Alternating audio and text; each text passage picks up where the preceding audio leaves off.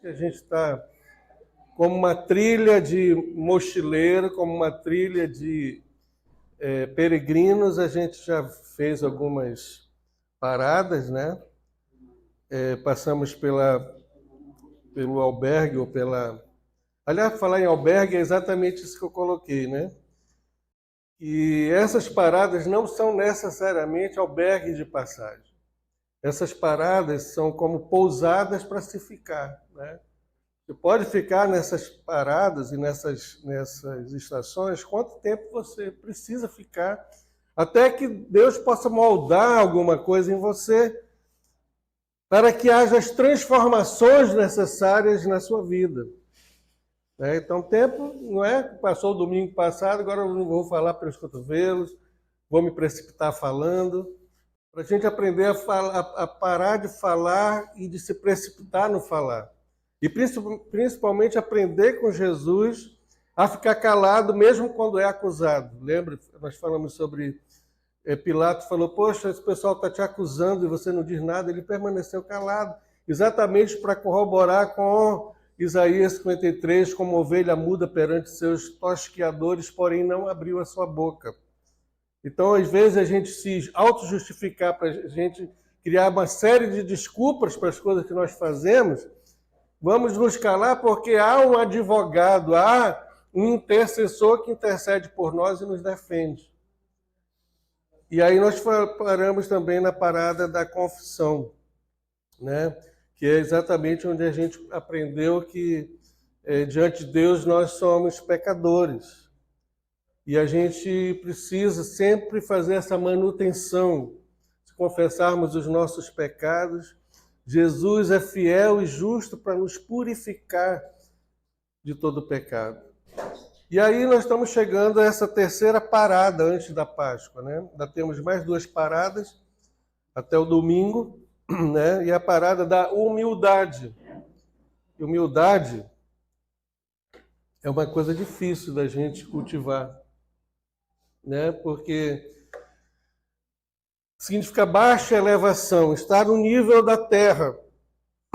Isso aí tem a ver com essa visão que nós temos de quem é Deus e quem nós somos. Quanto mais nós nos aproximamos de Deus, mais ao nível da terra nós queremos. Por isso que a palavra adoração e oração estão interligadas mutuamente e elas significam se prostrar até o chão.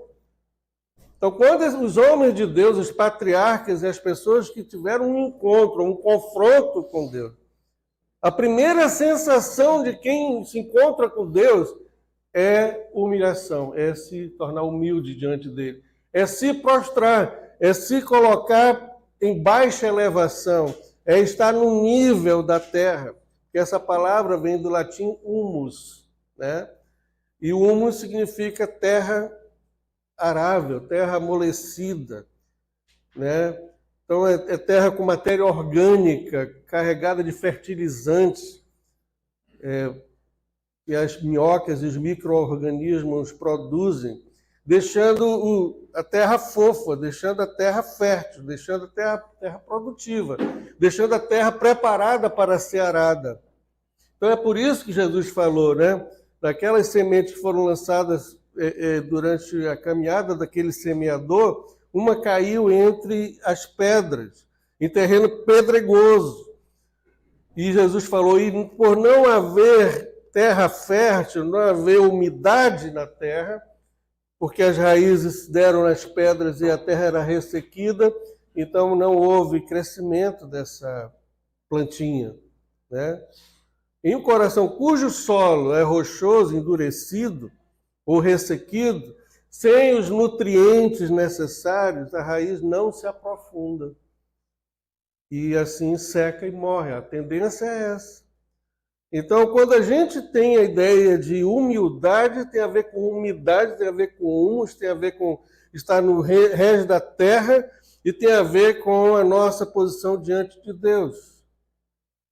Deus está elevado e nós abaixados, diríamos assim.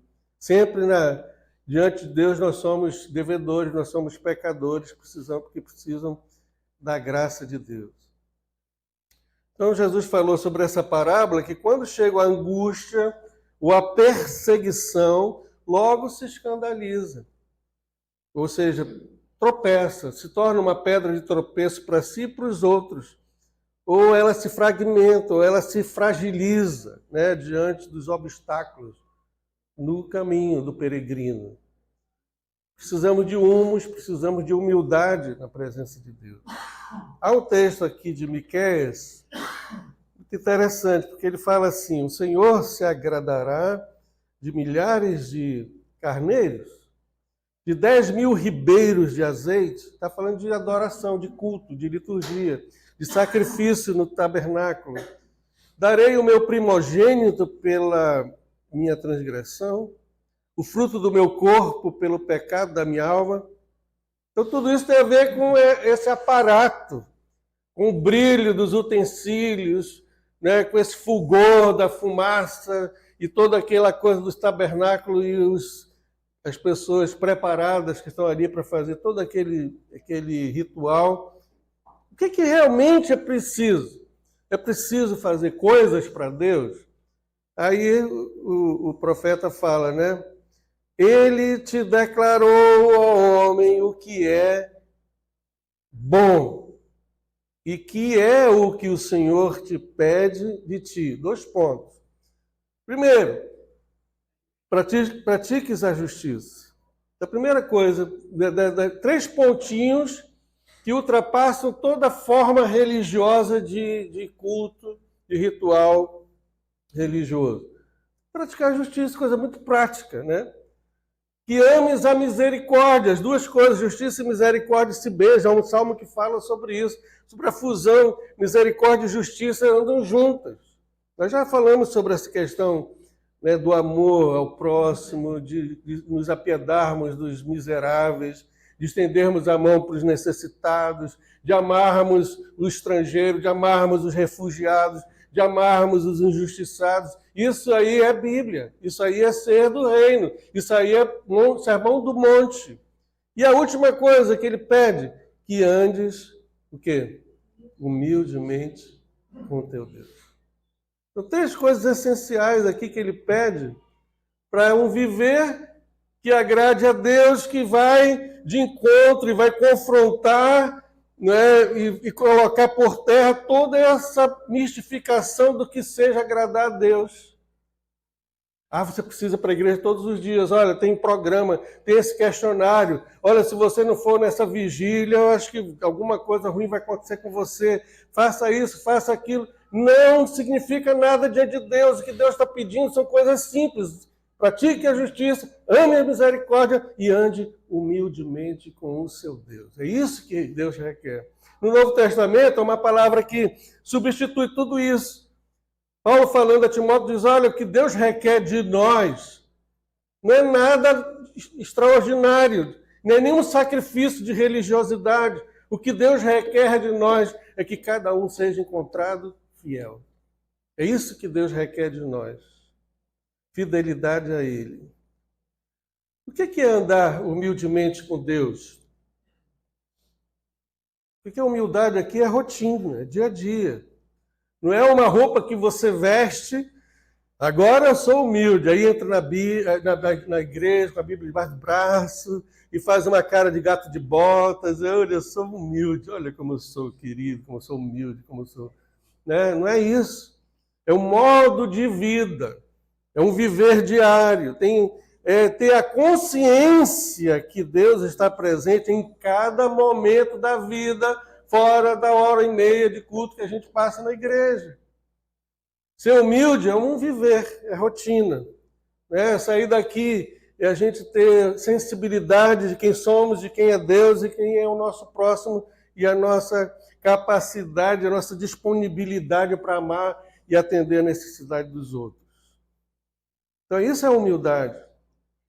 E começa exatamente quando a gente tem a exata noção, a consciência de quem somos diante de Deus. É por isso que é diante de Deus. A humildade não é uma atitude, não é um comportamento exterior. A humildade começa, andes humildemente com o teu Deus. Comece com Deus. Comece a colocar minha cara no chão, porque humildade significa estar no mesmo nível do chão e reconhecendo a minha pecaminosidade, a minha miserabilidade diante de Deus, como Paulo falou, eu sou um miserável. Por mim mesmo eu estou perdido, estou destruído, eu sou uma bomba de autodestruição. Quando eu entrego a Deus e tenho essa consciência de quem Deus é, então a gente pode criar uma ponte de relacionamento, que esse mesmo Deus que é santo e é altíssimo, ele é amoroso, ele é condescendente e ele não despreza um coração quebrantado. Amém? Nós somos pecadores redimidos. É que já foi. Pela graça. Nós somos pecadores redimidos pela graça. Mas continuando pecadores, propensos ao mal. Existe um dia que nós vamos ter trégua dessa natureza pecaminosa que clama por fazer coisas que desagradam a Deus. Nós temos um alto teor de malignidade, porque a nossa redenção ela é agora, mas ela é futura, ela é agora na santificação, ela é agora no discipulado, ela é agora quando a gente vai sendo moldado segundo o caráter de Cristo. E ela vai ser plena e vai ser absoluta quando Jesus voltar e nós estivermos para sempre na presença dele. Enquanto isso não acontecer, nós vamos ter esses impulsos horríveis. Você vai dizer, poxa, na minha idade, com o tempo que eu tenho de fé, eu consigo pensar ainda essas coisas. Né? E um alto grau de destruição em cadeias. Se a gente não tiver essa consciência que Paulo Santo, escritor de cartas, o Paulo, que era o doutrinador da igreja, que era o espelho da igreja primitiva, ele diz, miserável homem que sou. Ele fala, não é o Paulo carnal e não é o Paulo antes da conversão. É o Paulo converso, é o Paulo maduro, que diz, se não for a graça, graças, porém, a Jesus Cristo. Ele brada e diz, se não fosse Jesus. Então, miserável homem que sou, perdura para a vida toda, na vida do salvo em Cristo. E nos impulsiona para uma vida de liberdade nele. Você já pensou uma coisa? Se não fosse a obra do Espírito Santo em nós, isso não tem nada a ver com o igrejismo, não tem nada a ver com religiosidade. Tem a ver com a humildade, tem a ver com que nosso relacionamento diante de Deus, nosso conhecimento dele, de quem ele é e quem somos. Se não fosse a obra de Deus, onde estaríamos? Quem seríamos? Por isso que Tiago fala, humilhe-se aonde? Na presença dos irmãos? Aonde? Na presença do Senhor. A humildade começa em Deus, começa diante de Deus. E essa sequência, humilhação e depois, no tempo de Deus, né, ele vai exaltar. Aí muitos colocam o carro na frente dos bois. Muitos se exaltam por antecipação. Muitos ficam agoniados ou estressados porque não recebem os louvores, os aplausos, os elogios, os coraçãozinhos e os likes e seja o que for. E você fica agoniado, não estou tendo reconhecimento, né? E você, então, se promove. Olha, eu sou uma boa mãe, eu sou o cara que faz, e você faz autopropaganda. Mas a sequência exatamente é se humilhar na presença de Deus e Deus vai exaltar você no tempo certo. Agora, uma coisa interessante, porque humildade não é uma coisa que você adquire como uma herança genética, né? Não tem nada a ver com moralidade. Obrigado. Bem, obrigado.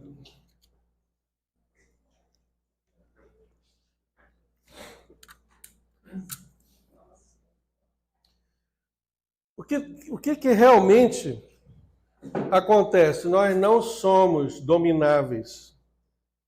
A Bíblia fala de concupiscência da carne, dos olhos, soberba da vida, fala de pecados, de concupiscências, de desejos incontroláveis.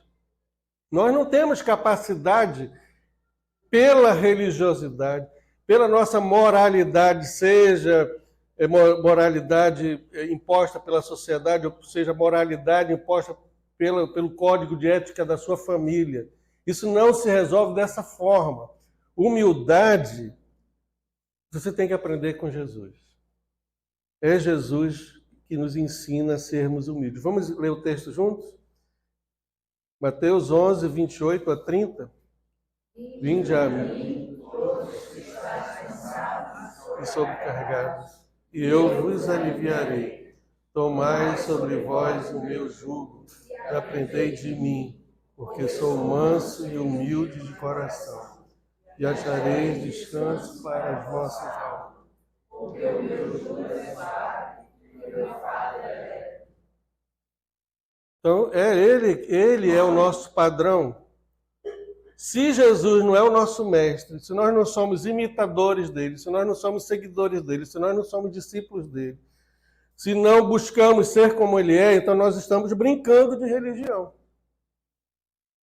Se nós continuamos sendo, depois de 20 anos de igreja, as mesmas pessoas, então o que é que está acontecendo aqui? Nada mudou, nada foi transformado, se continua a mesma peça difícil de ser tratada, né? Então, se ele é o nosso mestre, o nosso padrão de vida, a pergunta é, nós temos imitado a ele? Nós temos nos submetido ao seu discipulado diário? Se ele é o nosso padrão, então nós não vamos ter justificativas para sermos snobs, para nos sentirmos superiores aos outros, a sermos respondões, contumazes, né? A sermos espoletados e a sermos pavio curto, a sermos orgulhosos de quê? Né? E cheios de ostensividade, como se a sua posição social, a sua cor de pele e os seus títulos fossem alguma coisa. Se nós não aprendermos a humildade, já começar agora, vamos lá. Mas nessa caminhada, nessas estações, nessa carreira cristã, o discipulado é uma questão sine qua non, uma questão completamente necessária para a vida cristã. Aprendermos a ser humildes, sim, a sermos humildes de fato. E se não acontece isso é porque ainda não demos a devida importância ao discipulado diário de Jesus na nossa vida. Você pode ser líder, você pode ser pregador, pastor, pode ter tanto tempo de fé na igreja, ao qual você se orgulha, mas se você ainda continua o mesmo e não foi moldado para ser humilde como Jesus de Nazaré, então alguma coisa está estranha nisso. Precisa ser profundamente avaliado na sua própria vida. E é por isso que nós estamos aqui, encaminhados, nós estamos juntos. Eu preciso muito dessa caminhada e parar nessa estação e meditar sobre a minha própria essência de vida com Deus, meu relacionamento com Deus. E humildade também é a entrega pessoal, né? 1 Pedro 5, 5 a 7. Humilhai-vos, portanto, sob a poderosa mão de Deus, para que ele, no tempo oportuno, lembra que com essa palavrinha no original, todo mundo sabe, né? Tempo oportuno é o quê? Kairos, meu neto. Não é? Kairos. É o tempo de Deus, não é o seu tempo.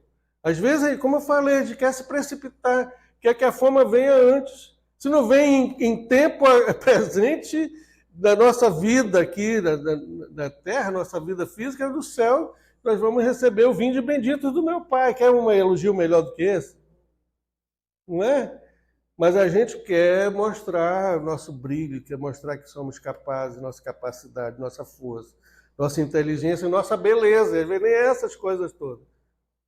Não é essas Coca-Cola todas, né? Mas a gente se acha o cara, ou a cara.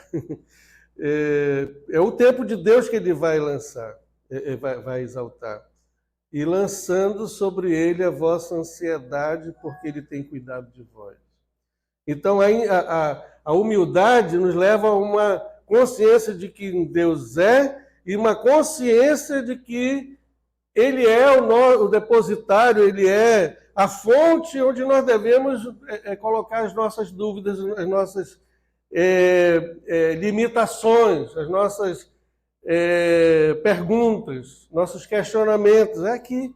Toda essa questão do pagamento dos boletos no final do mês, o resultado que você espera, parece que está durando um século, a resposta de uma biópsia, seja o que for que está povoando a sua mente, está trazendo falta de paz, está trazendo ansiedade, está trazendo estresse, está trazendo preocupação, está trazendo medo. Olha o que o texto fala. Humilhai-vos. Olha o primeiro ponto. Humilhai-vos aonde? Na presença de Deus, sob a poderosa mão de Deus, para que ele, em tempo oportuno, vos exalte. Aí ele faz o link, lançando sobre ele toda a vossa ansiedade. Por quê? Ele tem cuidado de nós.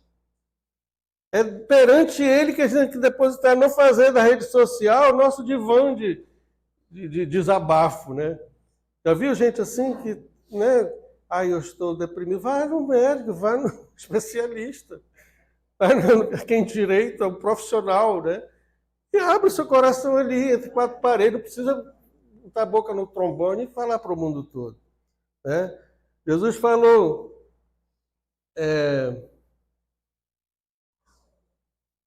bem-aventurados os humildes, tem aí? Bem-aventurados os... Aqui... bem-aventurados são os humildes de espírito. Humildes de espírito. Não são os que se exaltam. Não são os que colocam uma exposição dos seus feitos, não. Bem-aventurados os quem? E eles farão o quê? Porque deles é o reino dos céus. Preste atenção, que tipo de gente vai entrar no céu? Aí tem o Branham Money. Olha o que ele fala. Sempre que li o texto de Mateus 5,3 sobre ser humilde, eu pensava, essa bênção é direcionada a publicanos, a prostitutas, que nada tem a ver com a minha impecável folha de serviços prestados em prol do reino de Deus. O fariseu dentro de mim estava obviamente vivo e em excelentes condições. As pessoas humildes são pequenas aos seus próprios olhos, sinceras quanto às lutas que enfrentam e abertas à crítica construtiva. Seguem o conselho de Jesus e procuram os últimos lugares. Confiam que são amadas, aceitas, perdoadas e redimidas do jeito que são. Passou?